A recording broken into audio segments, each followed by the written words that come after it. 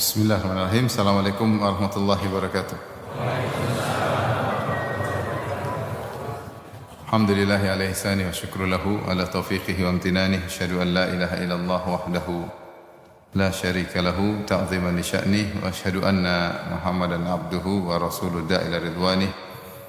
Allahumma salli alaihi wa ala alihi wa ashabihi wa ikhwani. Hadirin dan hadirat yang rahmati Allah Subhanahu wa taala. Pada kesempatan kali ini kita akan bahas satu ibadah yang mulia, yaitu ibadah muhasabatun nafs, yaitu muhasabah jiwa. Yang dimaksud dengan muhasabah jiwa adalah mengaudit diri sendiri, mengevaluasi diri sendiri dalam rangka untuk memperbaiki amalan menjadi lebih baik. Kalau ada kekurangan kita perbaiki, ya, ada kesalahan kita luruskan. Kalau ada yang masih bisa dioptimalkan, maka kita optimalkan. Itu adalah tujuan dari muhasabah. Maka seorang dalam hidup ini tahu bahwasanya dia sering terjatuh dalam kesalahan dan kekurangan, karena begitulah sifat jiwa. Innan nafsa la'ammaratun bisu, kata Allah Subhanahu wa taala, sungguhnya jiwa itulah ammarah, senantiasa menyeru kepada keburukan. Jiwa demikian selalu mengajak kepada hal yang buruk. Maka kita tahu, kita sadar akan diri kita betapa sering kita terjatuh dalam kesalahan, dalam kekurangan, dalam kemalasan. Nah, kondisi seperti ini kalau tidak kita evaluasi sangat berbahaya. Oleh karenanya Ibnu Qayyim rahimahullahu taala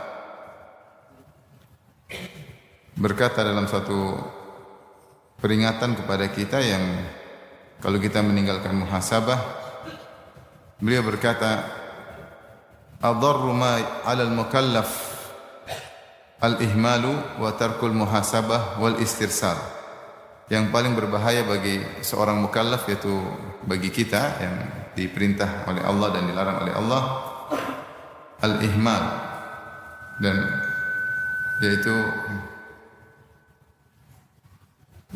yaitu terlalu cuek, wa tarkul muhasabah.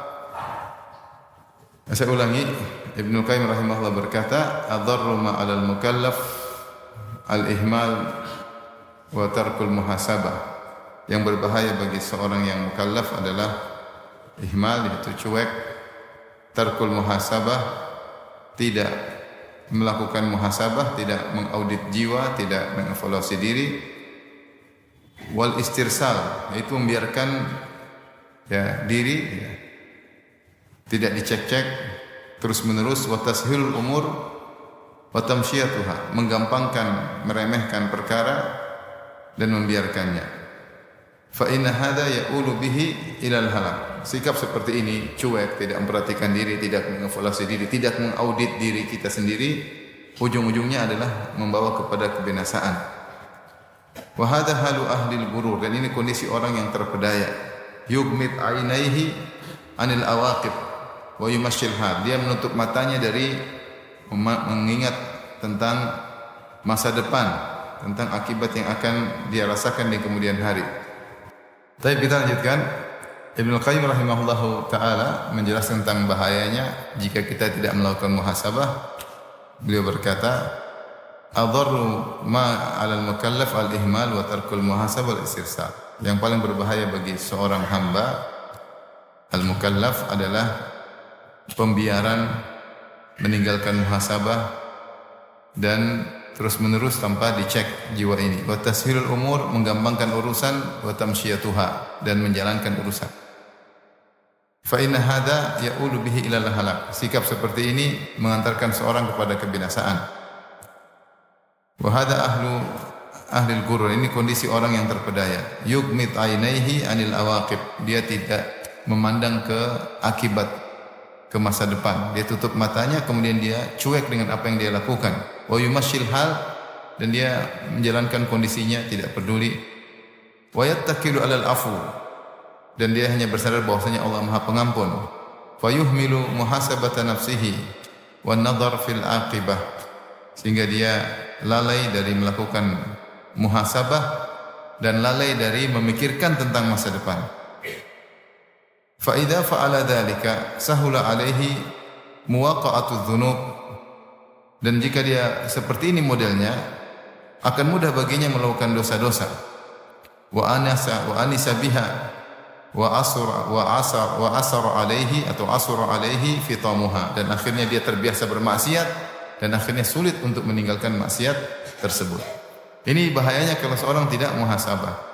Kita hidup cuma sebentar, maka kita harus berusaha beramal dengan optimal, dengan maksimal, dan kita berusaha hidup kita ada progres dalam iman dan takwa. Jangan kita cuek-cuek saja. Maka agar kita ada progres, ada perubahan menuju kebaikan sementara umur kita semakin habis, maka kita harus muhasabah. Kita harus audit diri kita, kita harus evaluasi diri kita agar kita bisa menjadi lebih baik. Nah, apa itu muhasabah? Muhasabah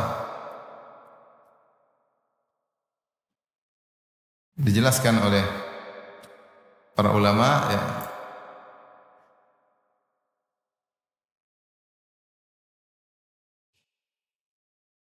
Di antaranya Al-Mawardi rahimahullah dalam bukunya Adabud Dunya wad Din, beliau berkata, an yatasaffah al-insan fi lailatin ma sadara min af'ali naharihi, yaitu seorang ketika di malam hari dia membuka lagi lembaran amal perbuatannya yang dia lakukan di siang hari.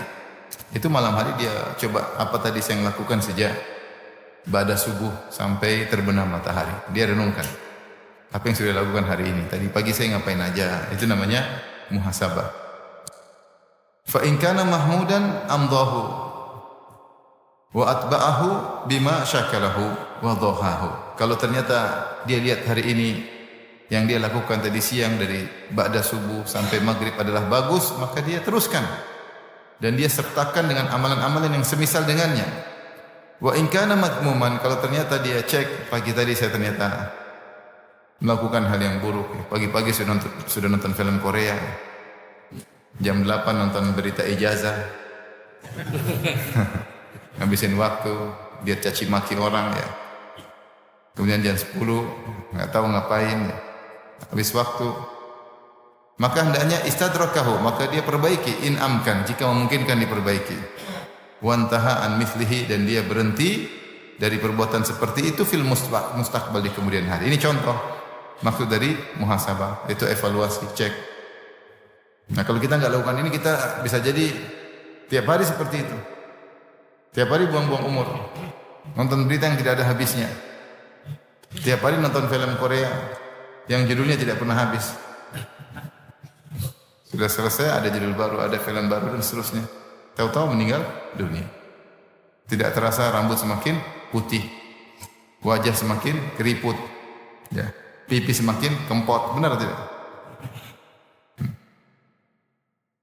Gula semakin naik, kolesterol semakin tinggi. Selesai. Ibnu Qayyim berkata rahimahullah taala tentang muhasabah, hiya tamyiz baina ma lahu wa ma alaihi. Maksud dari muhasabah yaitu untuk mengklasifikasikan mana yang hak dia dan mana kewajibannya. Seperti kalau hisab di hari kiamat, apa sih fungsi hisab? Allah bangkitkan kita pada hari kiamat kelak. Kemudian Allah sidang, setelah Allah hisab. Hisab itu untuk apa? Untuk klasifikasi mana amal yang merupakan pahala, mana amal yang merupakan dosa. Setelah hisab, setelah diklasifikasi baru mizan, baru ditimbang. Ditimbang. Maka sebenarnya muhasabah jiwa yang kita lakukan di dunia maksudnya apa? Untuk membedakan apa yang merupakan baik bagi kita dan apa yang merupakan keburukan, kewajiban yang harus kita tunaikan, ya.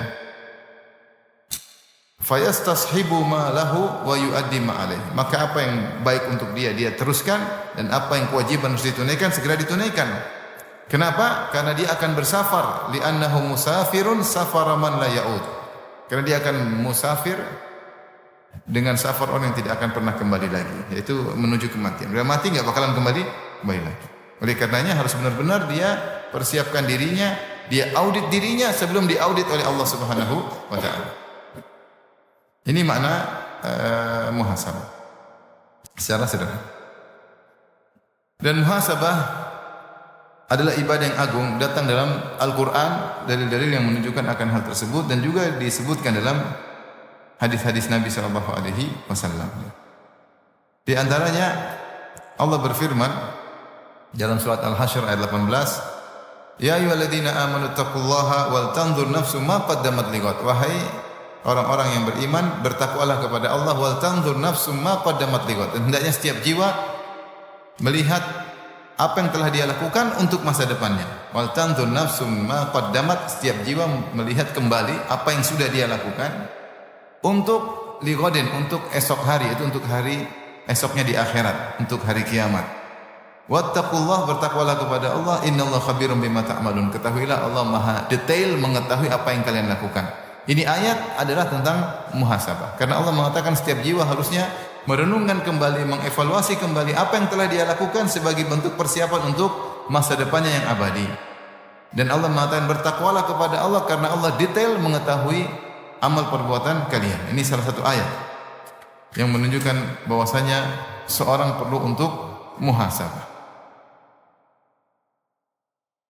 Ibnu Katsir ketika mengomentari ayat ini, beliau berkata, "Ai hasibu anfusakum qabla an tuhasabu." Hisablah diri kalian sebelum kalian dihisab.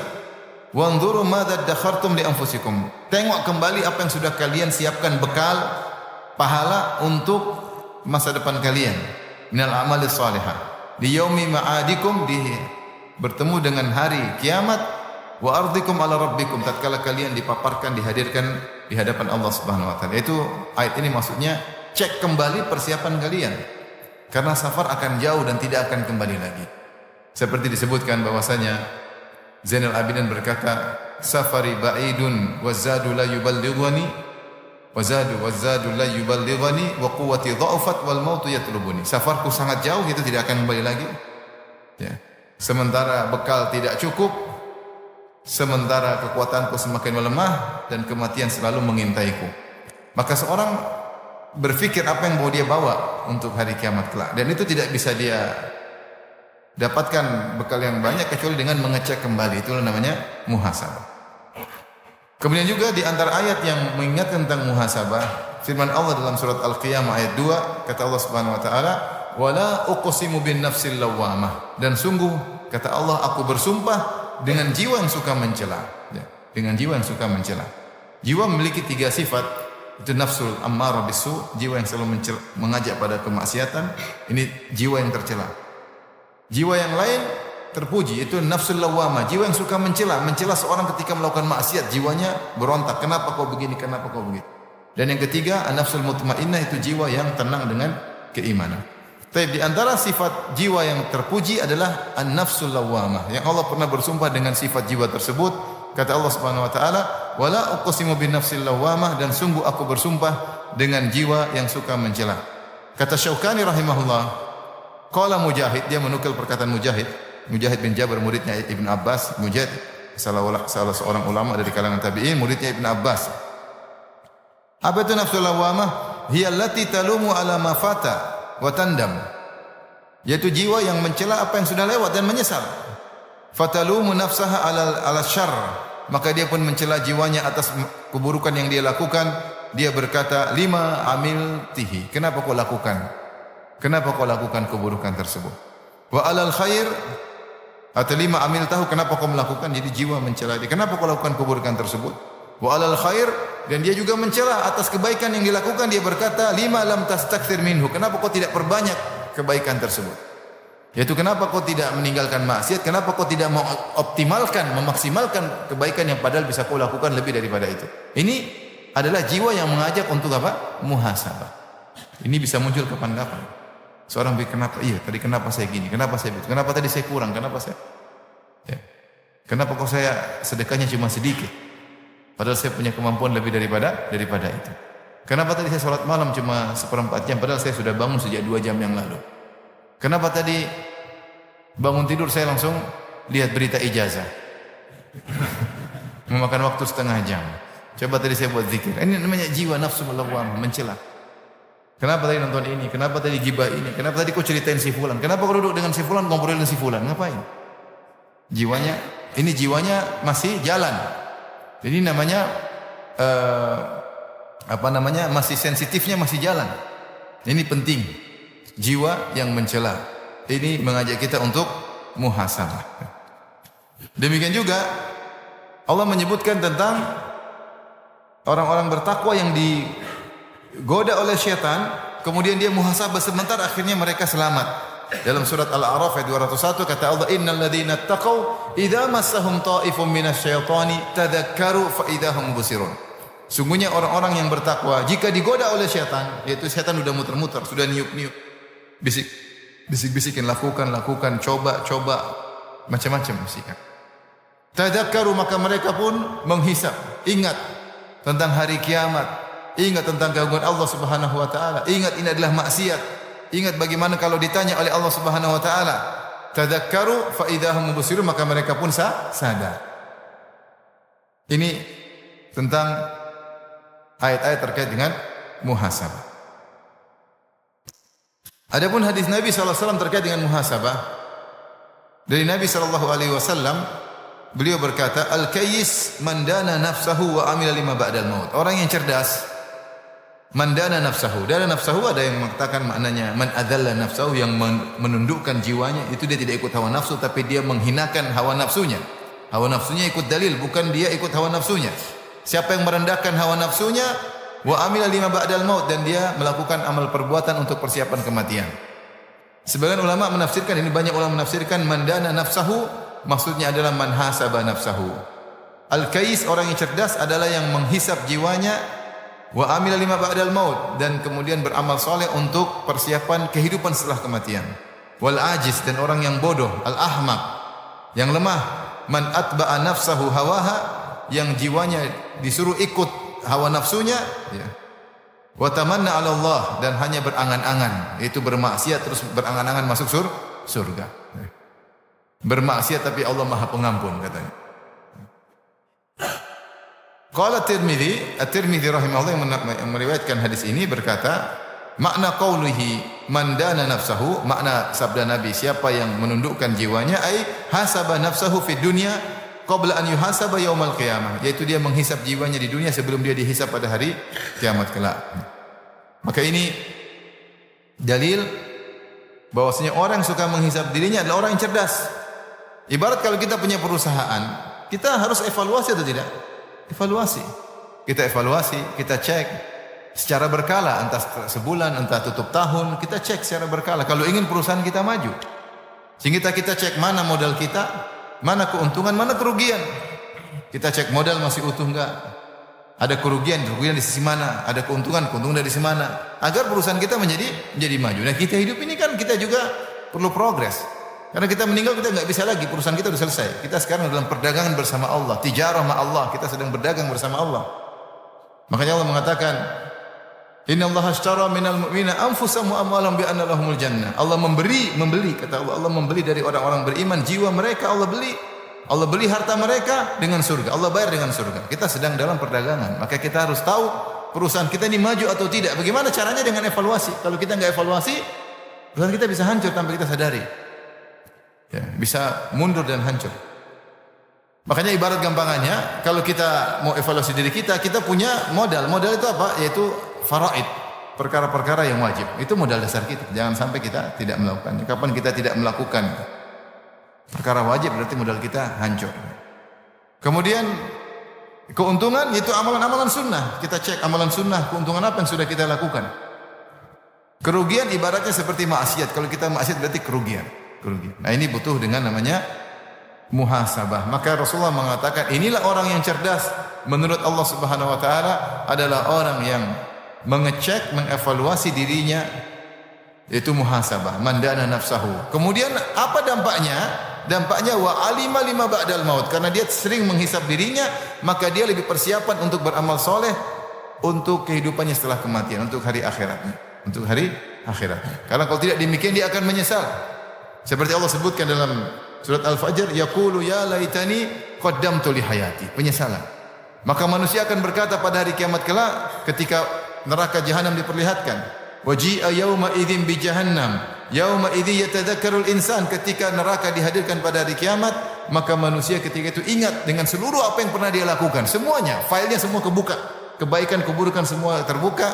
Kemudian dia berkata, yaqulu ya laitani qaddamtu li hayati. Dia berkata, seandainya dulu saya beramal soleh untuk kehidupanku yang sekarang. Tapi itu hisab diri sendiri sudah enggak ada faedahnya karena sudah di hari kiamat. Seandainya dia ucapkan itu ketika di dunia, kalau di akhirat percuma, enggak bisa apa-apa lagi. Di antara tafsiran para ulama, orang melakukan ketaatan mengatakan seandainya dulu saya lebih banyak melakukan ketaatan daripada yang pernah saya lakukan. Tapi itulah orang yang cerdas. Al-Kais mandana nafsahu wa alima lima ba'dal maut. Sehingga ketika dia mengevaluasi diri maka dia persiapan untuk lebih baik. Adapun wal ajiz, orang yang lemah, al-ahmaq, yang pandir, yang bodoh, yang atba'a nafsahu hawaha, dia membiarkan dirinya mengikuti hawa nafsunya. Nafsunya pengen apa dia ikuti.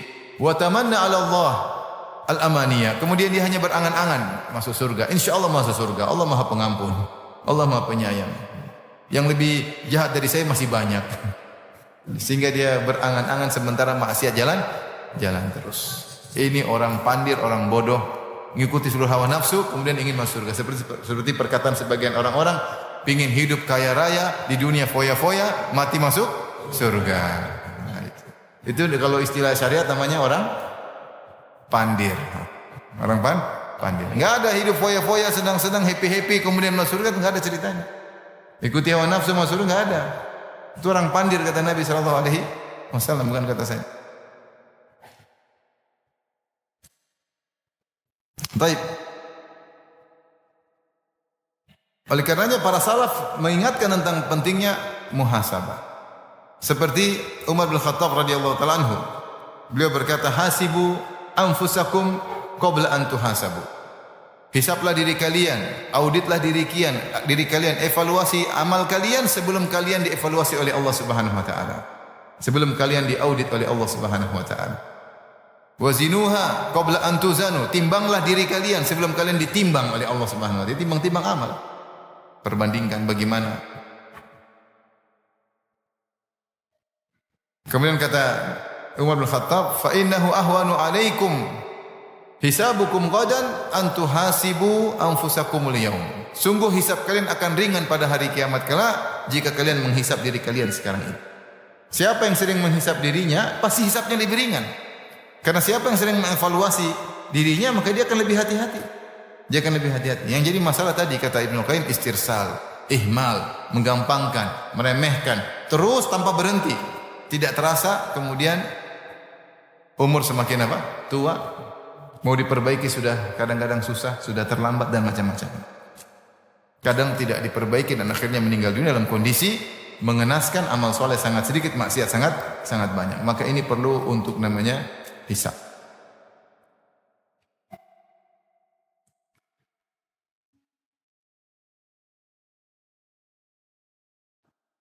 Oleh karenanya disebutkan ya,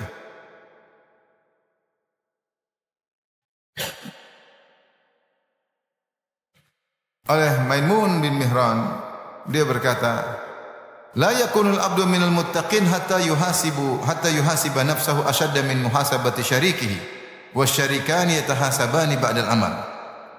Tidaklah seorang termasuk dikatakan bertakwa sampai dia menghisap dirinya, mengaudit dirinya lebih daripada dengan audit yang kencang dan detail, lebih daripada partner bisnisnya mengaudit dirinya. Dia berkata, wasyarikani yatahasaban. Kalau ada dua orang partner bisnis, setelah selesai mereka saling menghisap karena ingin mengambil jatahnya masing-masing. Sehingga si A mengecek si B dengan detail, si B juga mengecek A dengan apa? Detail. Kata beliau, kalau kau ingin menjadi bertakwa, kau harus mengecek dirimu lebih kencang daripada kalau ada partner bisnismu yang mengecek dirimu. Harus kencang. Ini terkait dengan akhirat kita, surga dan neraka kita. Maka serius. Tadi pagi saya ngomong apa? Tadi pagi saya lihat apa? Tadi pagi saya ngapain? Siang tadi saya ngapain? Ada waktu yang terbuang enggak? Dicek.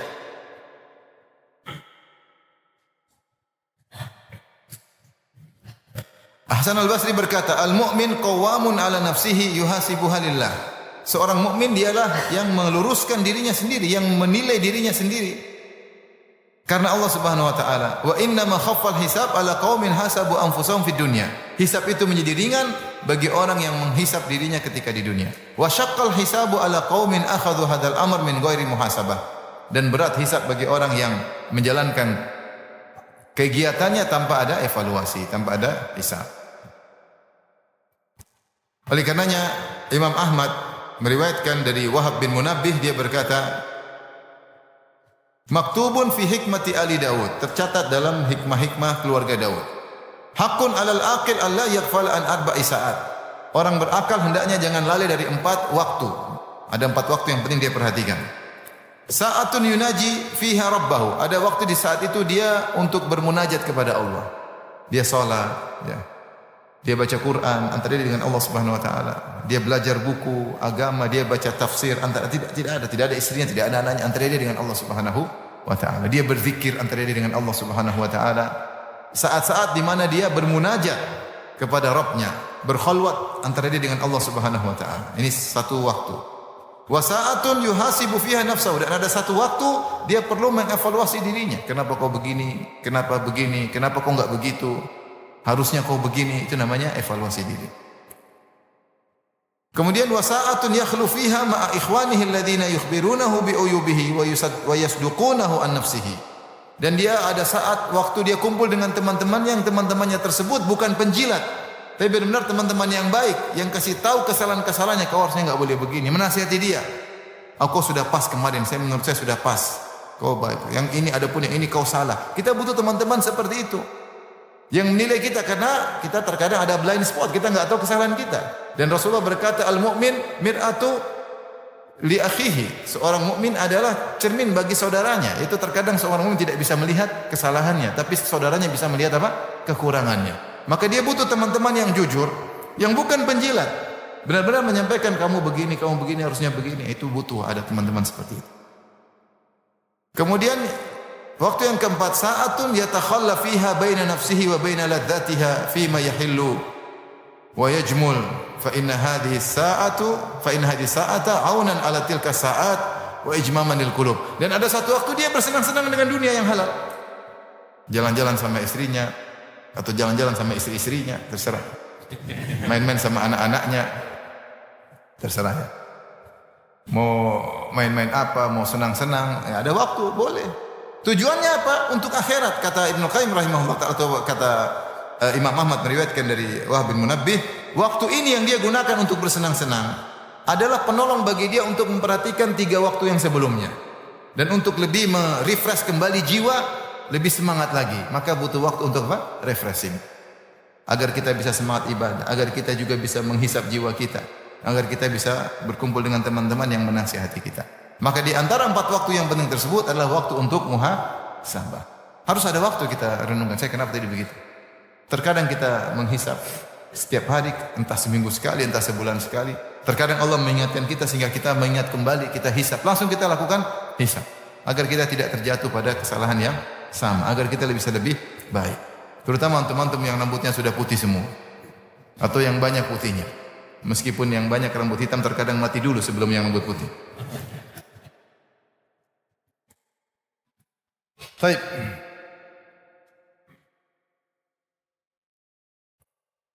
Sekarang bagaimana cara menghisap? Bagaimana cara menghisap? Menghisap caranya ada 2 model. Pertama, menghisap sebelum melakukan perbuatan, dan yang kedua menghisap evaluasi setelah melakukan perbuatan.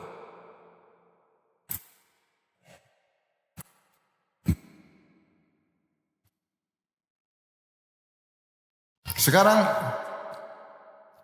yang sudah kita lakukan, kita mulai dari menghisap setelah melakukan apa? Perbuatan. Itu yang Allah sebutkan, wal tanzur nafsum ma qaddamat lighad. Hendaknya setiap jiwa melihat apa yang telah dia lakukan. Berarti tentang masa lalu yang sudah dia lakukan. Lighad untuk dia perbaiki. Untuk dia perbaiki untuk persiapan di masa depan. Ini yang disebut dalam Al-Qur'an. Wal tanzur nafsum ma qaddamat. Hendaknya setiap jiwa melihat apa yang telah dia lakukan. Untuk apa? Untuk persiapan masa depan.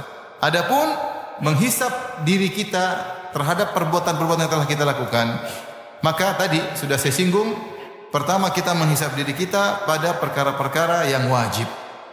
Dan itu modal dasar kita. Sudahkah perkara-perkara wajib kita lakukan? Itu sangat penting. Jangan sampai ada perkara wajib tidak kita lakukan. Kalau perkara wajib tidak kita lakukan, maka kita berdosa. Perhatikan apakah seluruh hak-hak orang lain sudah kita tunaikan. Kalau belum ada hak orang lain belum kita tunaikan, segera tunaikan. Tadi kata Ibnu Qayyim rahimahullahu taala. Jangan sampai kita meninggal sementara hak orang tidak kita tunaikan. Ini problem besar. Oleh karenanya ketika Ibnu Umar ditanya, maka dia berkata, ditanya, wahai Ibnu Umar, berikanlah aku kesimpulan tentang ilmu. Maka Ibnu Umar mengata, al ilmu kathir, ilmu itu sangat banyak. Walakin ini istata'ta an talqallah, tapi kesimpulan ilmu, kalau kau bisa bertemu dengan Allah, khafifadh dhahr, itu punggungmu ringan, itu kau tidak menanggung hak orang lain, kau tidak mikul hak orang lain.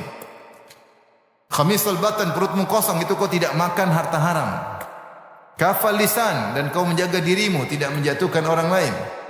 Dan kau tidak keluar dari jamaah kaum muslimin, faf'al, maka lakukanlah. Itu kesimpulan ilmu. Maka di antara perkara yang penting, perkara yang wajib kita tunaikan. Sekarang perkara yang wajib antara kita dengan Allah banyak. Sekarang seperti sholat 5 waktu, sudah kita kerjakan dengan baik atau tidak?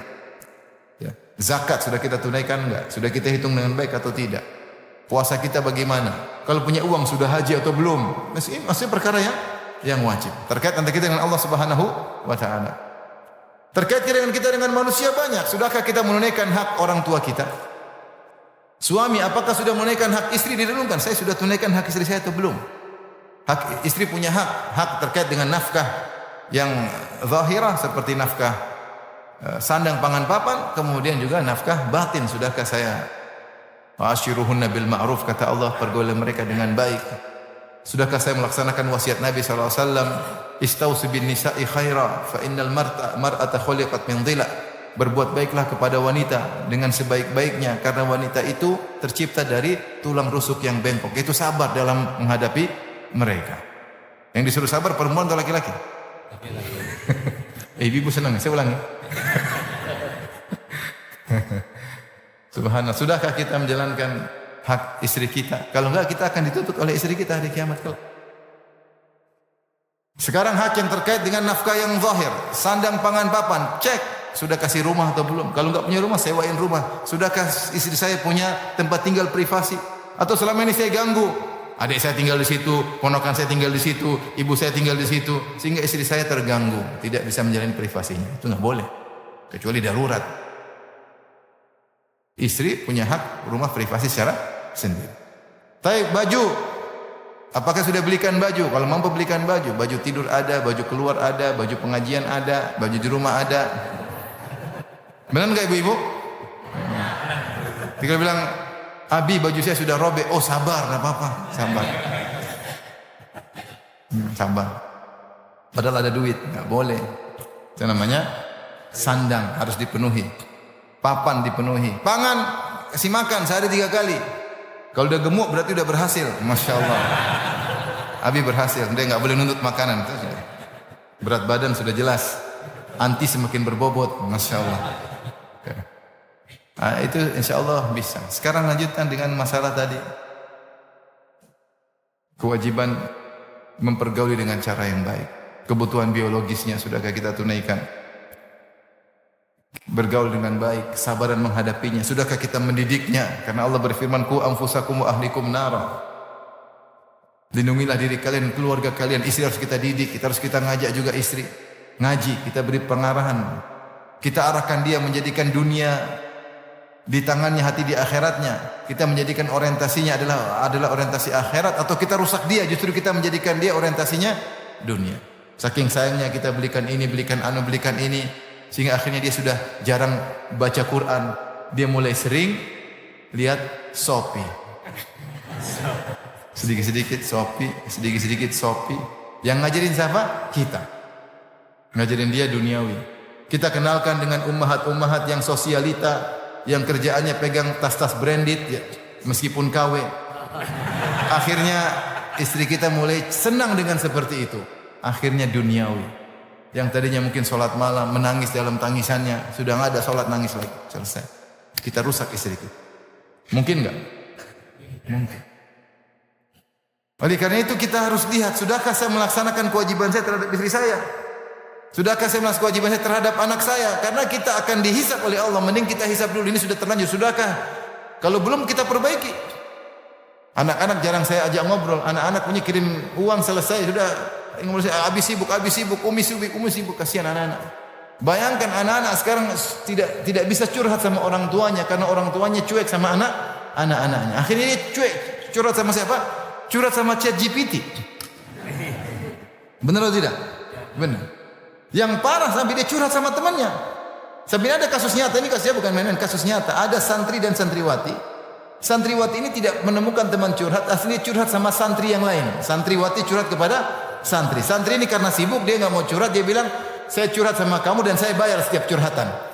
Akhirnya nih akhwat bayar tuh ikhwan untuk menerima curhatannya. Maksud saya kalau kita anak-anak dekat dengan kita, dia nggak curhat sama orang, curhat sama kita. Karena dia tahu ada tempat curhat yang siap menerima suka dukanya. Tapi kita mah sibuk ini, sibuk anu.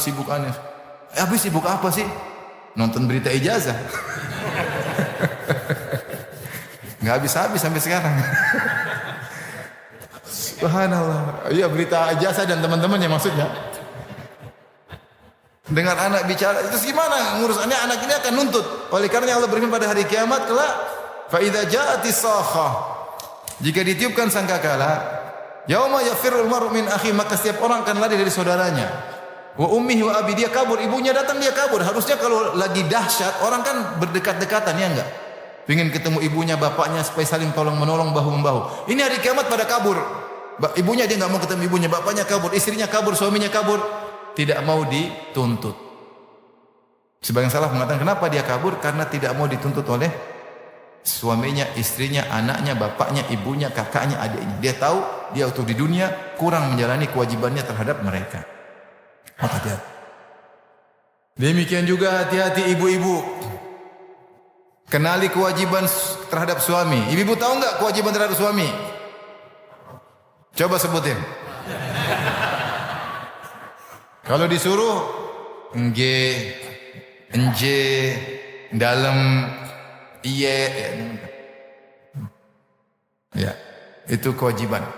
Taat kepada suami. Tidak angkat suara kepada suami. Tidak bentak-bentak suami. Kalau diajak keranjang, siap. Meskipun lagi bakar roti, rotinya ditinggalkan. Kata Nabi, wa in kanat ala tanur, meskipun lagi panggang roti, suami panggil, roti terbakar, enggak ada masalah. Itu ringan, chill. Ada perkara besar yang harus dilakukan. Subhanallah. Betapa banyak wanita tidak menunaikan kewajibannya kepada suami. Ibu-ibu jangan bilang, suami saya pemaaf. Sekarang pemaaf, di akhirat dia tuntut. Kesempatan saya ambil pahalamu sebanyak-banyaknya. Oleh karena ibu-ibu, hati-hati ibu. Di antara yang ibu harus hisab, apakah seluruh kewajiban saya sudah saya kerjakan? Kewajiban terhadap suami, kewajiban terhadap anak, kewajiban terhadap orang tua, kewajiban terhadap tetangga, cek yang benar. Ini perkara hisab yang paling penting terhadap faraid, perkara-perkara yang wajib. Ini modal dasar kita, jangan sampai kita kurang. Kalau ini sudah oke, baru kita lanjut keuntungan. Itu perkara-perkara yang sunnah. Salat malam kita bagaimana, puasa sunnah kita bagaimana, kita cek. Saya setahun ini, saya kemarin puasa Syawal enggak ya? Saya kemarin puasa Arafah enggak ya? Saya puasa Muharram enggak? Coba cek. Saya selama sebulan ada enggak? Saya puasa berapa hari dalam sebulan? 3 hari ke atau Senin Kemis 8 hari? Ataukah puasa Daud? Kita cek. Bagaimana ini sunnah-sunnah, ini progres. Karena kita hidup harusnya agama kita semakin naik. Ini perkara sunnah. Dicek, salat malam saya gimana? Semakin naik tetap atau semakin habis? Dicek. Sedekah saya bagaimana? Saya tahun lalu Masya Allah banyak saya bantu, kakak saya bantu, adik saya bantu, tetangga saya bantu, orang tua. Kok tahun ini saya pelit? Kenapa ini? Oh, karena baru beli mobil baru, baru beli tas KW baru. Nah, ini perkara-perkara sunnah, tidak wajib tapi perkara sunnah. Ini keuntungan yang kita perlu kita audit. Tapi yang bahaya juga ada tentang maksiat. Nah ini. Ada seorang namanya Ibnu Simmah. Dia umurnya 60 tahun lebih. Kemudian dia bilang, seandainya saya maksiat sehari sekali. Sekarang 60 tahun, 60 kali 365 hari, 20 ribu hari. Berarti saya akan bertemu dengan Allah dengan bawa 20 ribu maksiat. Itu kalau saya maksiat sehari sekali. Sementara kita, jadi jangan anggap perkara remeh. Maksiat sehari sekali aja kalau kita 60 tahun sudah 20 ribu hari, 20 maksiat. Gimana kalau sehari 5 kali, sehari sekian banyak, berjam-jam habiskan waktu, enggak jelas. Nonton yang enggak benar, gibah yang macam-macam. Ya. Sejam bentak suami, sejam enggak berhenti. Ngeri. Oleh karenanya ini perlu kita, manusia siapa sih yang tidak bermaksiat? Nah, kita perlu evaluasi, perbaiki diri. Kenapa saya dulu maksiat? Kenapa saya tidak? Oh, saya maksiat sini gara-gara bergaul dengan si fulan. Jangan bergaul lagi dengan si fulan. Min fiqhil abdi, kata Abu Darda, di antara fikih seorang hamba, dia tahu nazagatas syaitan anna ta'tihi. Godaan syaitan dari mana datang menggodanya, dia harus tahu. Oh, dia hindari, jangan sampai dia terjebak dalam kondisi yang sama, kemudian godaan syaitan datang kepada dia. Oh, saya tergoda kalau lagi sendirian, lagi safar. Kalau gitu jangan safar sendirian. Saya tergoda kalau nginap di hotel itu yang mahal. Kalau hotel murah saya enggak tergoda. Ya udah, jangan di hotel mewah, hotel yang Losmen bintang 2. Aman. Saya kalau duduk di mall melihat macam-macam, oh jangan. Kalau gitu enggak usah ke mall. Harus tahu di mana kita terjatuh, dan kita pasti terjatuh. Tapi kita berusaha menghindar jangan terjatuh lagi. Itu namanya evaluasi yang berdampak baik. Kita banyak sekali maksiat. Kalau takut safar sendiri maksiat, aja orang. Biar ada teman. Karena kalau kita sendirian, setan datang menggoda macam-macam. Macam-macam. Ini namanya evaluasi kepada amal yang sudah dikerjakan. Baik. Hisab yang kedua adalah hisab terhadap amal yang hendak mau kita kerjakan. Banyak harus kita perhatikan sebelum kita kerjakan amal tersebut. Ini sangat penting. Ini sangat penting.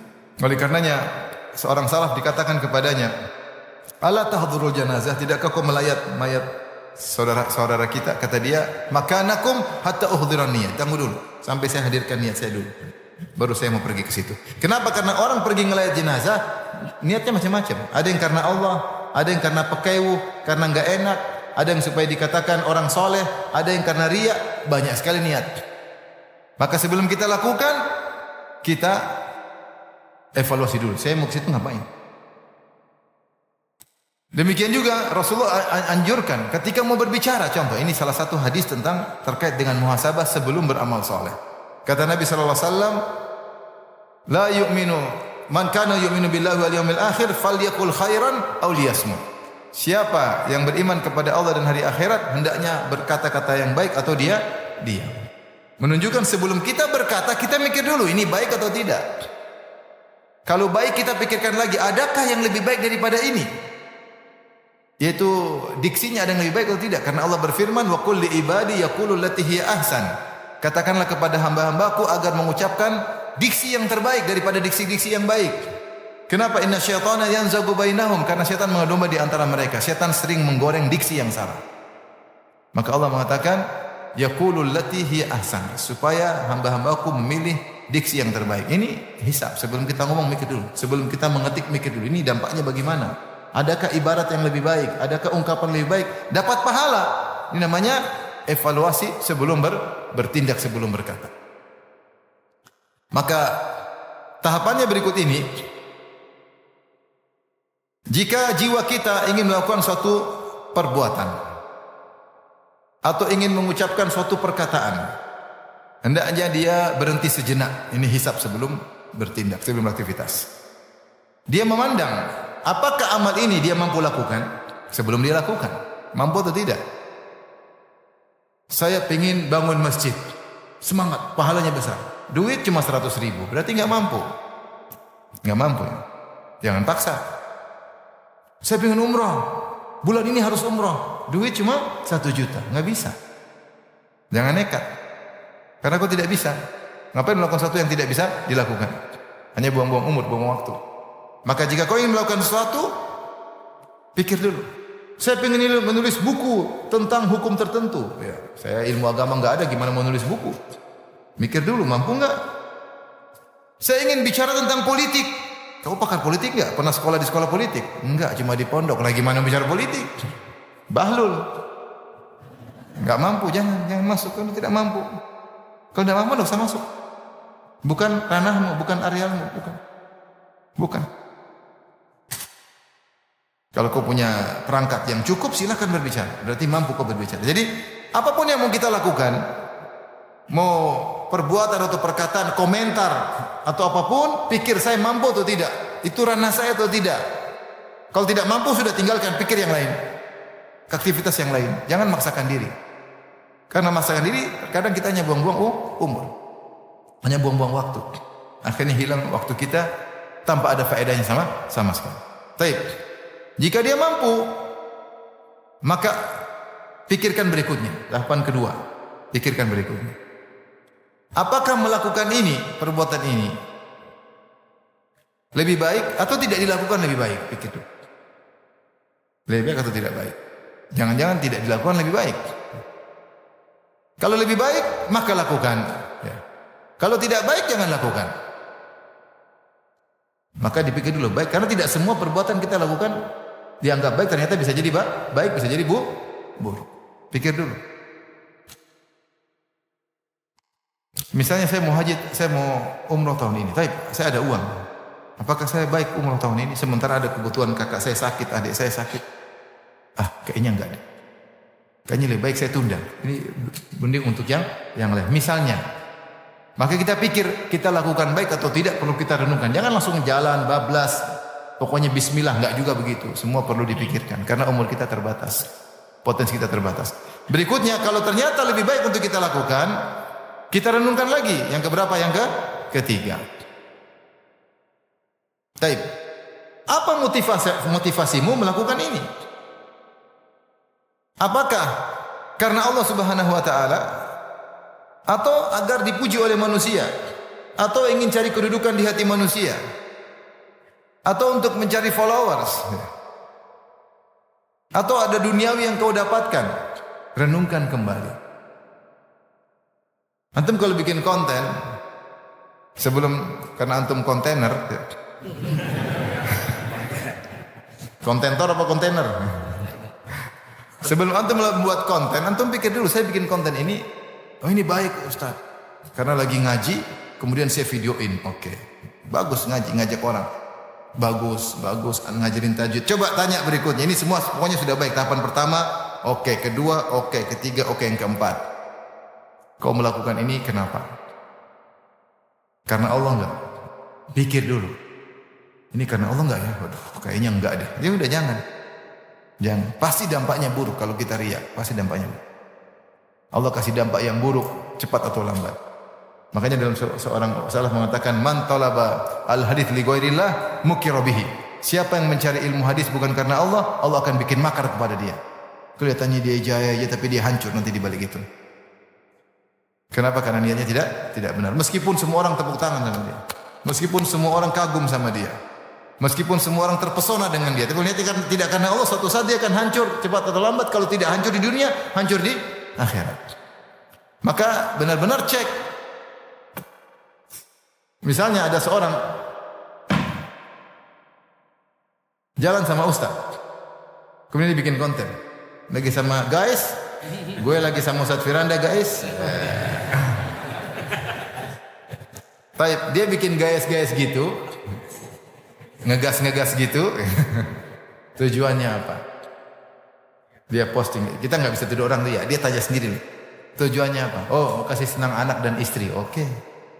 Bisa istri anak biar semangat. Itu mungkin ada manfaatnya. Tapi kenapa aku masukin di Facebook? Kan bisa kirim japri ke istri. Abi lagi sama ustadz nih lagi nuntut ilmu. Bisa nggak? Bisa. Kenapa dimasukkan? Kenapa kau masukkan di Facebook? Kenapa kau masukkan di Instagram? Coba tanyakan kenapa. Oh, karena saya belum nikah Ustaz, supaya akhwat tahu saya teman Ustaz. Jadi ikhwan kibar. Ikhwan kibar atau ikhwan kibir? Hanya Allah yang tahu. Oleh karenanya bikin konten kan susah kan? Kadang-kadang engkelnya situ, engkolnya situ, ingkelnya sini. Kadang-kadang settingannya berapa, ambil, dipotong-potong jadi keren. Kau bikin konten yang keren itu, niatnya apa? Tanya. Duniawi atau akhirat? Kalau duniawi rugi. Dan kau akan kecanduan. Kecanduan duniawi bertahun-tahun, tidak ada nilainya di sisi Allah Subhanahu wa Ta'ala. Karena itu asyik. Bikin konten, kita publish, like banyak. Yang like ikhwan akhwat, janda, gadis, semua like. Nenek-nenek itu. Kalau kakek-kakek yang publish, yang like nenek-nenek. Jadi mau saya, ketika kita sudah melakukan demikian, akhirnya kita terlena, kita kecanduan, bisa bertahun-tahun kita begitu, nggak bisa nggak? Bisa. Tapi kalau sejak awal kita preventif, oh enggak, saya nggak benar, udah berhenti, udah Allah selamatin kita. Mungkin kita konten sekali-sekali, tapi ikhlas lebih bermanfaat di akhirat daripada banyak-banyak tapi ternyata ngaco. Semuanya. Dai ketika berdakwah, cara mau cari apa?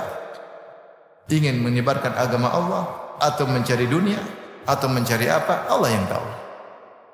Berhenti sebelum kau berlanjut bertahun-tahun ternyata tidak ada faedahnya sama sekali. Pikirkan.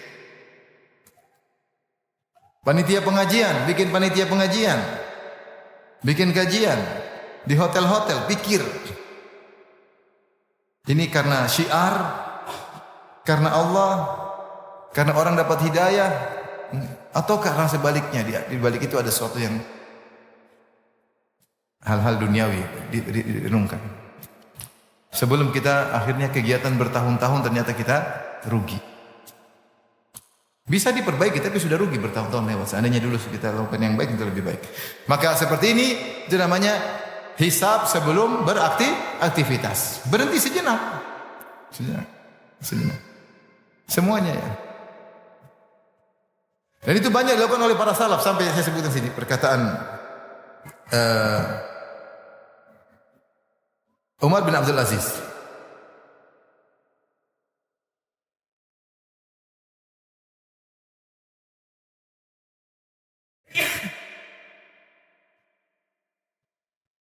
Wa kana Umar bin Abdul Aziz wa kana Umar bin Abdul Aziz rahimahullah, salah seorang Amirul Mukminin dari Bani Umayyah yang terkenal sampai ada yang mati dia khalifah yang setelah Khulafaur Rasyidin, dia yang paling hebat. Kana syadidul muhasabah li nafsihi qalilal kalam, dia paling kencang menghisap dirinya dan dia sedikit berbicara. Wa kana yaqul, kenapa dia sedikit berbicara? Dia berkata, yaitu dia sebelum bicara dia hisap. Karena dia selalu hisap sebelum bicara, akhirnya jarang bicara. Orang kalau sebelum komentar banyak hisap, dia nggak jadi komentar, benar nggak? Tapi kalau komentar hisap belakangan, komentarnya banyak. Apalagi kalau nggak dihisap, komentarnya banyak. Sekarang orang komentar cuek, bicara dimaki-maki. Orang cuek, kayaknya tidak ada malaikat yang catat. Sehingga komentar seenaknya, maki seenaknya, nuduh seenaknya. Ini yang terjadi. Tapi kalau orang sebelum bicara, sebelum komentar dia hisap dulu, dia akan sedikit berbicara, sedikit komentar. Kata Umar bin Aziz, kenapa dia sedikit berbicara? Innahu la yamna'uni min katsirin minal kalam makhafatal mubahat. Sungguhnya menghalangiku untuk banyak berbicara karena saya khawatir bangga-banggaan. Kenapa? Umar ini adalah Amirul Mukminin yang sukses. Semua orang senang sama dia, semua orang kagum sama dia. Banyak kesuksesannya. Kalau dia bicara khawatir dia nanti bangga, mending enggak usah ngomong. Kalau ngomong takut ujub, kalau ngomong takut riya. Ada orang ngomong takut ujub enggak? Ada. Dia bicara, aduh kayaknya dia hebat sekali. Dia mau ngomong, aduh jangan-jangan saya riya. Udahlah, enggak. Kamu dulu gimana nuntut ilmu? Enggak. Takut kamu tertawain nanti. Karena kalau cerita nanti, ternyata hebat. Oh, saya dulu nuntut ilmu, saya jalan 14 kilo. Jalan kaki apa naik motor? Jalan kaki nuntut ilmu. Bukan, luar biasa. Saya dulu baca buku semua. Akhirnya dia ujub atau dia riya. Kalau ketika dia khawatir enggak jadi ngomong, enggak lah. Umar bin Abdul Aziz mungkin kalau dia cerita, dia mau cerita banyak. Karena dia khalifah yang digemari, dikagumi oleh masyarakat ketika itu. Tapi dia takut ngomong, takut apa? Bangga. Kalau kita ada yang bisa dibanggakan, bikin konten, benar enggak? Mumpung bisa dibanggakan, bikin konten, kontainer sejati. Ini contoh.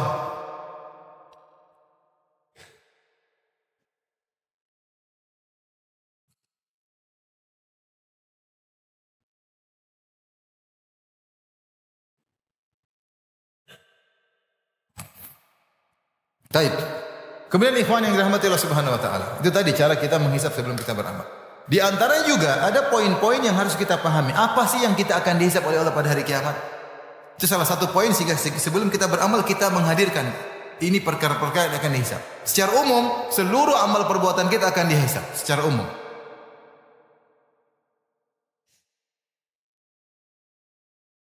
Kami akan bertanya kepada mereka amma kanu ya'malun, atas semua yang mereka kerjakan. Fa wa rabbika lanas'alannahum ajma'in amma kanu ya'malun. Kata Allah, demi Rabbmu, kami akan bertanya kepada mereka semua perbuatan yang mereka lakukan. Secara umum semua amal perbuatan kita, semua penglihatan kita, pendengaran kita, ucapan kita, aktivitas kita, semua akan dihisab oleh Allah Subhanahu wa taala. Namun di sana ada dalil-dalil secara detail, secara tegas tentang perkara-perkara tertentu yang membuat kita harusnya lebih perhatian terhadap perkara-perkara tersebut karena kita tahu kita akan dihisab tentang perkara-perkara tersebut. Sehingga kalau kita menghadirkan hal tersebut, kita lebih hati-hati ketika beramal. Lihatlah Umar bin Khattab radhiyallahu anhu. Umar bin Khattab radhiyallahu anhu, apa kata dia? Law atharat baglatun fil Iraq, la dhanantu anna Allah sa'iluni lima lam tusawwi laha al-ard ya Umar. Umar bin Khattab radhiyallahu anhu waktu itu adalah khalifah Amirul Mukminin dan dia ibu kotanya di Madinah.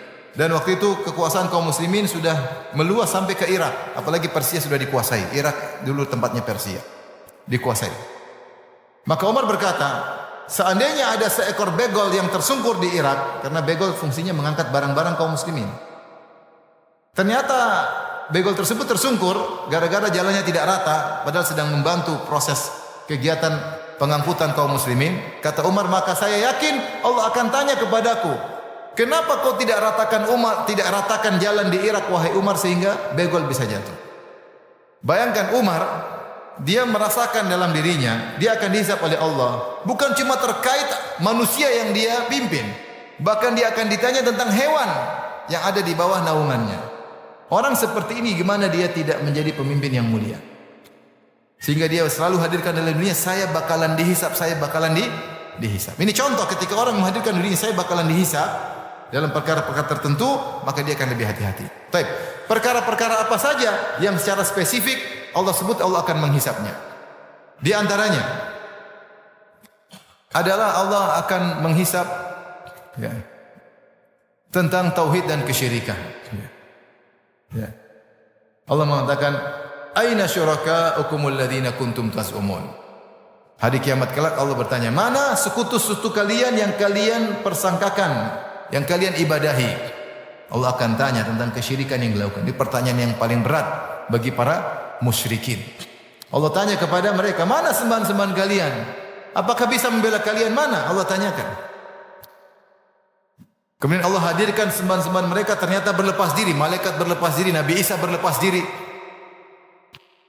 Ini akan ditanya oleh Allah tentang kesyirikan. Antara syirik dan tauhid Allah akan tanya. Allah akan hisab. Di antara disebutkan dalam Al-Quran yang Allah akan hisab adalah janji. Kata Allah, wa aufu bil ahdi innal ahda kana mas'ula. Tunaikanlah janji. Sungguhnya janji akan ditanya oleh Allah Subhanahu wa taala. Berarti akan dihisab oleh Allah Subhanahu wa taala. Demikian juga itu janji di antara manusia. Apalagi janji kepada Allah Subhanahu wa taala. Walau qad kanu ahadullah min qabl la yuwallunnal adbar wa kana ahdullahi mas'ula. Dalam surat Al-Ahzab.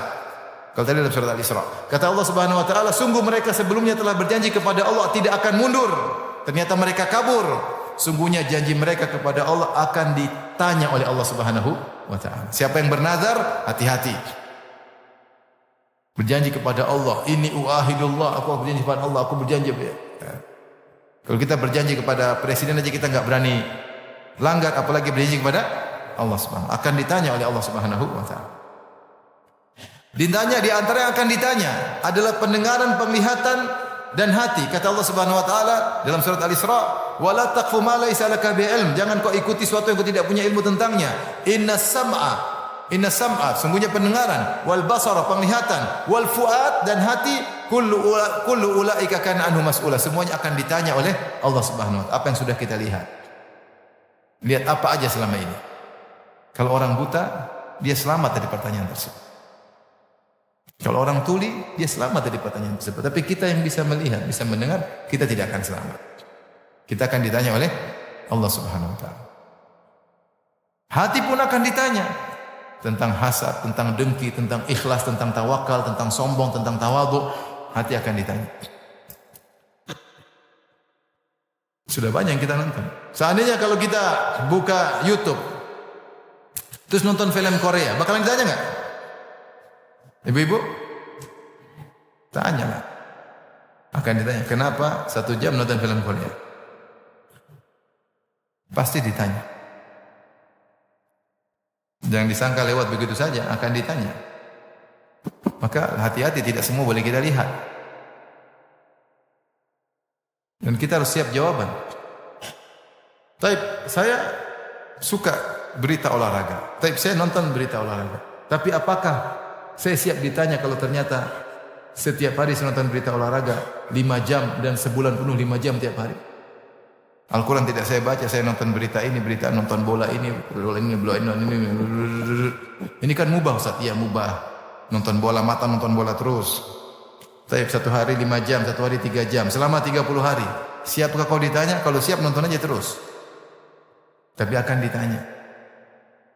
Hukumnya perkara mubah, tapi kalau keseringan, akhirnya melalaikan yang lain.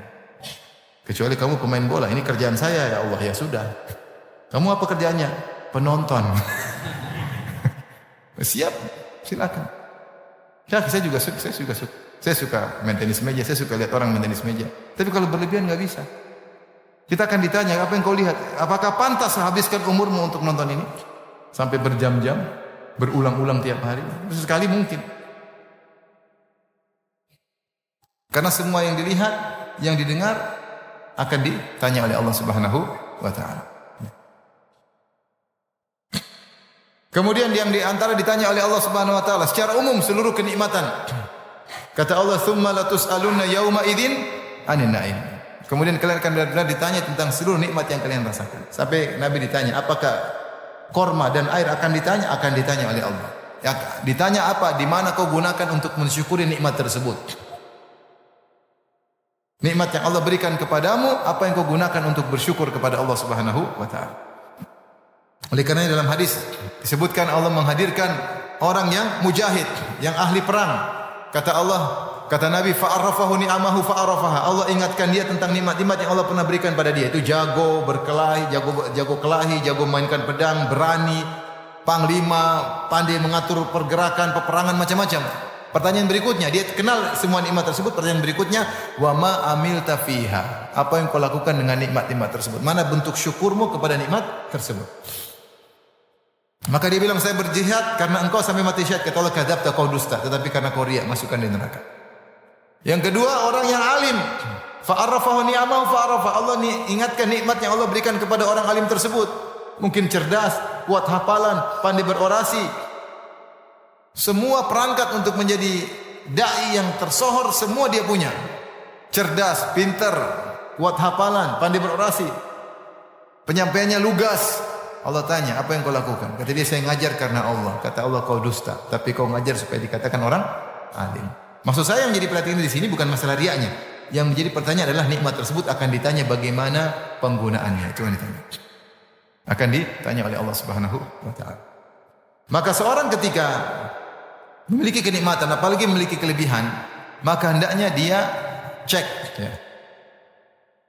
Apakah dia sudah syukuri nikmat tersebut? Kalau belum, maka repot. Maka ini harus kita ingat. Nikmat-nikmat akan ditanya oleh Allah Subhanahu wa taala. Maka kalau kita nikmat terlalu banyak, bagi-bagi. Jangan semua kita borong terus kita tidak bisa tanggung jawab. Bagi-bagi. Ada uang, bagi-bagi. Jangan simpan-simpan nikmat terlalu banyak, ditanya, ngapain uangnya? Disimpan. Apa tugasmu? Penjaga uang. Sampai mati, penjaga setia. Orang pelit kan gitu. Orang pelit itu fungsinya penjaga uang. Berangkas setia itu namanya orang pelit. Udah mati selesai. Uangnya kasih ke orang, tapi dia setia menjaga berangkas tersebut. Tapi kalau orang tidak pelit, dia bagi-bagi kenikmatan. Sehingga hisapnya kurang. Hisapnya juga banyak karena dia menggunakan nikmat tersebut untuk bersedekah. Tapi di antara nikmat-nikmat yang Allah tanya juga secara spesifik. Kata Nabi SAW, "Lan tazula qadama abdin hatta yus'ala an arba' yaumal qiyamah." Tidak akan bergeser dua kaki seorang hamba menuju surga atau neraka sampai ditanya tentang 4 perkara pada hari kiamat. Dan umri fima afnah, tentang umurnya kemana dia habiskan. Waktunya, umur maksudnya apa? Jam-jam yang dia lewati, hari-hari yang dia lewati, menit-menit yang dia lewati, detik-detik yang dia lewati. Akan ditanya. Maka saya bilang, antum nonton sesuatu di YouTube 5 menit, 10 menit, itu akan ditanya. Akan ditanya. Makanya demikian orang yang bikin konten yang enggak ada manfaatnya. Terus yang nonton 2 juta orang, ngabisin umur orang 2 juta kali 5 menit. Dia akan dihisab. Bikin konten yang ada manfaat. Hanya buang-buang umur.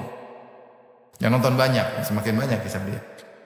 Taib an umri fima abna, umur yang dia habiskan. An syababi fima ablah, tentang masa mudanya kemana dia habis. Karena masa muda adalah masa yang potensial. Masa produktivitas. Itu masa keemasan, maka akan ditanya secara spesifik. Wa an mali, tentang hartanya, min aina iktasab fima anfaqah, dari hartanya dari mana dia dapatkan, kemana dia habiskan. Hati-hati. Kalau dagang, hati-hati, yakin halal, kalau enggak halal tinggalkan. Enggak usah ragu-ragu. Enggak halal tinggalkan, Allah ganti yang lain. Syubhat tinggalkan, Allah ganti yang lain. Nanti Allah ganti yang lain. Kita sudah cerita, ada kawan jadi enggak ceramah saya. Kalau ada yang haram syubhat tinggalkan, nanti Allah ganti. Allah punya cara gantikan dengan cara yang lain. Akhirnya dia seorang lawyer. Akhirnya dia dapat proyek, dapat 4 miliar. Uang muka dapat berapa? 4 miliar. Tapi untuk membela kebatilan, dia ingat, aduh saya ingat pesan Ustaz Firanda. Akhirnya udahlah saya enggak terima. Insya Allah Allah ganti. Terus teman-teman dia tanya, saya aku juga di situ. Terus Allah udah ganti belum? Belum. Akan diganti cepat atau lambat, jangan khawatir. Kalau enggak di dunia diganti di mana? Di akhirat. Enggak usah khawatir. Syubhat tinggalin. Daripada antum dihisab pada hari kiamat kelak. Ada visa percepatan jangan ambil. Karena antum akan bukan ditanya oleh hakim di dunia, yang masalah bukan ditanya oleh KPK di dunia, yang masalah ditanya oleh Allah pada hari kiamat. Berat loh. Jatah orang miskin kau ambil, kau jual dengan mahal. Emang bisa jawab? Oh bisa Ustaz, ya tafadhol kalau bisa. Enggak usah ragu-ragu, kalau haram tinggal. Rezeki banyak kok. Syubhat tinggalkan, Allah akan ganti. Kata Nabi SAW, Inna ruhal kudusi nafatha fi rawi, bahwasanya Jibril mewahyukan kepadaku, anna nafsan lan tamuta, jiwa tidak akan meninggal hatta tastawfiya rizqaha, sampai sempurna rezekinya. Tidak akan meninggal kecuali sempurna sudah rezekinya. Kalau memang ada jatah 1 gelas susu belum kau minum, kau tidak bakalan mati sampai kau minum 1 gelas baru mati.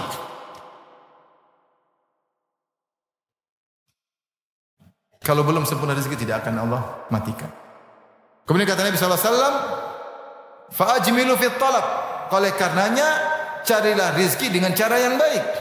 Khudhu mahalla, ambillah yang halal, wada'u maharum, tinggalkan yang haram. Rezekinya sama saja. Kau mengambil cara yang haram, cara ngambil cara yang halal, rezekinya sama saja, kesimpulannya sama. Mungkin kelihatannya banyak, nanti juga habis. Mungkin kelihatannya sedikit atau banyak. Karena rezeki tidak berubah. Oleh karenanya kalau haram tinggalkan. Daripada kita dihisab nanti, kata Allah, dari mana kau dapatkan? Pertanyaan ini, dari mana kau dapatkan, sudah membinasakan banyak orang. Masih ada pertanyaan kedua tentang harta. Wa fima anfaqah, kemana kau belanjakan? Ini juga enggak gampang. Belanja buat apa? Buat beli jam 10 miliar. Kenapa beli jam 10 miliar? Repot kan, enggak gampang. Bukankah itu pemborosan? Bukan itu israf, berlebih-lebihan. Apa itu israf? Barang yang mahal fungsinya sedikit. Itu namanya apa? Israf. Barang mahal fungsinya sedikit. Kalau barang mahal fungsinya besar, itu bukan israf, namanya perlu. Ada orang mungkin beli laptop harganya 100 juta karena dia perlu. Macam-macam ya. Perlu itu silakan, dia lebih tahu. Ada orang beli HP mahal. Ternyata fungsinya enggak perlu, israf bukan? Tapi ini saya dikasih, afwan. Yang ini juga ya. Nanti anda bilang Ustaz ngomong isyraf, Ustaz HP-nya 2. Ini dikasih dua-duanya gitu. Nggak enak nggak dipakai, biar senang orang. Tapi manfaat nih, saya sekarang baca buku di sini kan. Bermanfaat. Masih kalau mahal, manfaat nggak ada masalah. Ditanya Allah kita bisa jawab. Tapi kalau nggak ada manfaatnya, repot jawabnya. Karena yang Allah tanya bukan dari halal haramnya saja yang kau dapatkan. Kau gunakan buat apa? Buat foya-foya, musibah pada hari kiamat. Banyak orang kelaparan, banyak orang kemiskinan, terus ke foya-foya. Yang nggak perlu, repot jawabnya hari kiamat. Yang terakhir, wan ilmihi, akan ditanya tentang ilmunya, ma amila minhu, apa yang sudah diamalkan. Ini juga penting. Jangan ngaji saja tapi tidak ada progres. Kita ngaji, kita niatkan untuk amalkan. Oleh karena ikhwan dan akhwat yang dirahmati Allah Subhanahu wa taala. Maka saya rasa dalam hidup ini agar hisab kita selamat, kita gunakan wara' dan zuhud dalam hidup ini. Apa itu wara'? Tarku ma qad yadhurru fil akhirah. Wara' adalah meninggalkan sesuatu yang khawatir berbahaya di akhirat. Adapun zuhud, tarku ma la yanfa'u fil akhirah, meninggalkan sesuatu yang tidak bermanfaat di akhirat. Meninggalkan sesuatu tidak bermanfaat di akhirat. Bisa zuhud lebih tinggi daripada wara'. Wara' seperti ada perkara orang ajak kita, ayo kita main ini. Ayo kita muamalah ini, ayo jualan ini. Aduh. Ini jangan-jangan repot di akhiratnya. Ini ada barang dagangan, kita bisa jual, import tanpa lewat apa? Bea cukai. Gimana nih? Resmi enggak? Setengah resmi. Kenapa setengah resmi? Maksudnya orang bea cukai tahu tapi dia lewatin. Kok bisa? Ya pokoknya sah, aman. Nah, kita ragu, resmi atau enggak ya resmi. Kita tinggalkan, itu namanya wara'. Karena bisa jadi ternyata ini berbahaya, ternyata melanggar peraturan, ternyata repot, merugikan pedagang setempat misalnya, merugikan negara, kalau merugikan negara, merugikan rakyat. Tinggalin. Itu namanya wara'. Mungkin tidak haram secara jelas, tapi bisa jadi haram. Itu namanya. Kalau haram jelas itu bukan, itu memang harus kau tinggalkan. Wara' itu pada perkara yang syubhat, yang kau ragu-ragu, bisa jadi mudarat, maka tinggalkan. Itu namanya wara'. Dan itu banyak hal. Tinggalkan yang kau ragu, tinggalkan. Ini wara'. Ini terutama dalam banyak masalah muamalah. Masalah muamalah. Apapun yang kita ragu. Ustaz ada rencana begini, ada begini. Aduh, hati saya enggak tenang. Saya takut dosa. Enggak. Saya yakin boleh. Ya sudah, kalau kau yakin boleh, silakan. Saya enggak. Itu namanya apa? Wara'. Praktekkan. Akhirnya kita terbiasa wara' satu demi satu. Tapi kalau kita, halal, bablas, syubhat, yang penting belum haram, syubhat. Lama-lama jerumus ke neraka. Tapi yang lebih tinggi daripada itu zuhud. Zuhud melakukan perkara yang meninggalkan perkara yang tidak bermanfaat di akhirat. Tarku ma la yanfa'u fil akhirat. Meninggalkan perkara yang tidak bermanfaat. Semua yang tidak bermanfaat kita tinggalkan. Tapi saya kumpul-kumpul sama kamu ada manfaatnya enggak? Misalnya ada teman, kita jalan-jalan dong, ada manfaatnya enggak?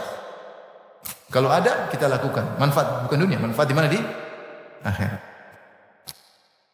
Teman-teman ngajak misalnya main padel. Oke, main padel.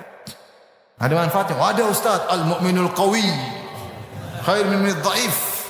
Mukmin yang kuat nih. Oke. Mainnya berapa jam? 5 jam. Bahlul namanya.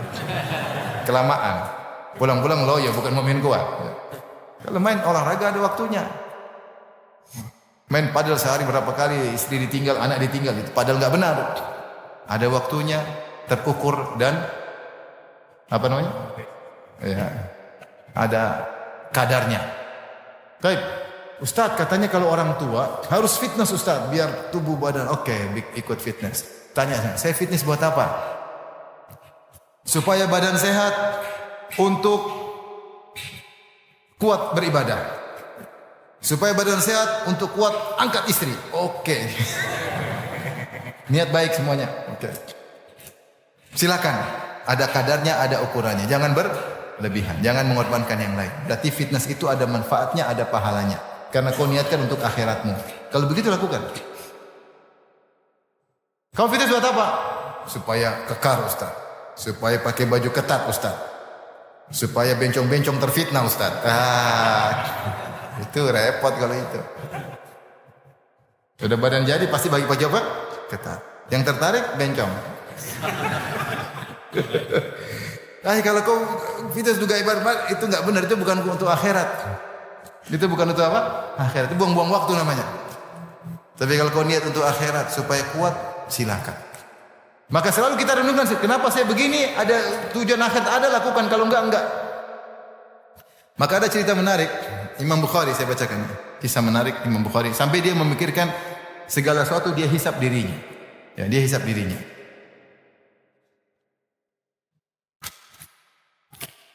Dari Muhammad bin Abi Hatim, Warraq al-Bukhari, itu sekretarisnya penulis Bukhari, tukang catatnya Imam Bukhari. Ra'aitul Bukhariya istalqa wa nahnu fi tasnifi kitab tafsir.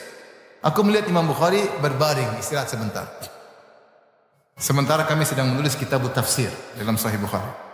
Wa kana at'aba nafsahu fi dzalikal yaum fi takhrij, dan Imam Bukhari capek benar lagi takhrij, kemudian bahas sampai rawi-rawi semua dia capek, ini istirahat sebentar.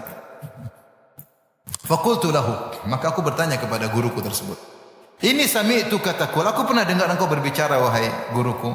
Ma ataitu syai'an bi ghairi ilmin.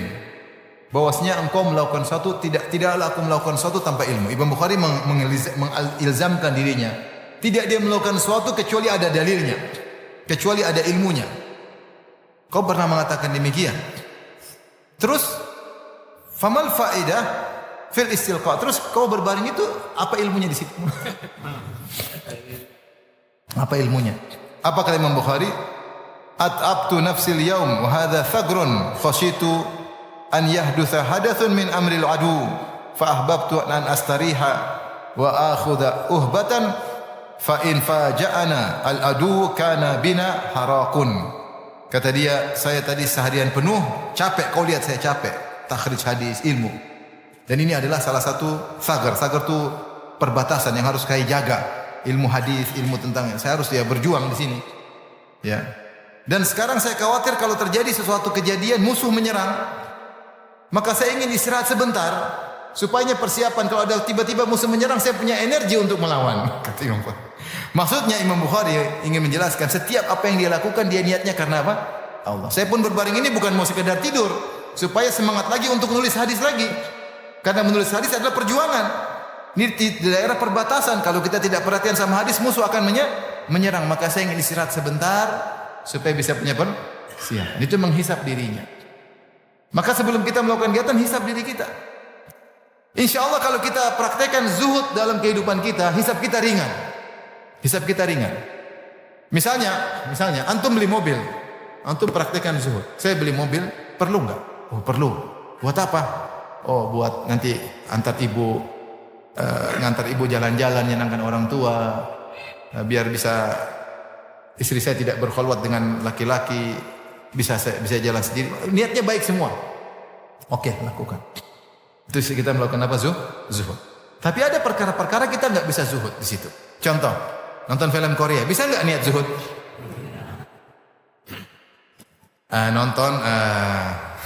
Supaya apa? Supaya suami kelihatan hitam. Karena sering lihat orang putih, suami kelihatan apa? Hitam. Nggak bisa. Ibu-ibu kalau beli tas harga 100 juta, bisa nggak niat zuhud? Untuk akhirat bisa nggak?